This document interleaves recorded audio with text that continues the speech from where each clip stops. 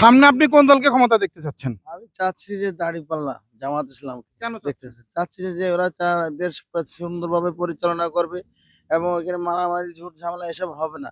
এটাই আমি মনে করি। তাই আমার মনের দিক থেকে আমি মনে করি জামাত ইসলাম প্রথমবারের মতো একবার ভোট দিয়ে দেখতে চাই আমরা।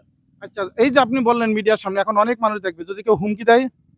হুমকি যদি দেয় তাহলে দিক, তাতে সমস্যা কি আছে? আমার তো মরতে হবে, যেহেতু আমার এখন 65 ইয়ার চলছে।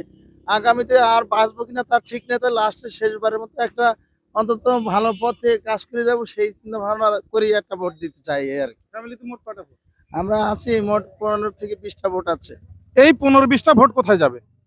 কোথায় যাবে এখন ওইটা তো বলতে পারব না। আমি আমার ব্যক্তিগতভাবে আমার বাড়ির পারিবারিক যারা আছে আমরা সবাই হয়তো এই দাঁড়িপাল্লায় দেবো এই চিন্তাভাবনা আছে। আর বিশেষ করে আমরা তো দলীয়ভাবে আওয়ামী লীগ করেছি, সেইজন্য আমাদের হয়তো উচিত নাও দিতে পারে। যার কারণে এইজন্য তারপরে মন দেখতে বলছি।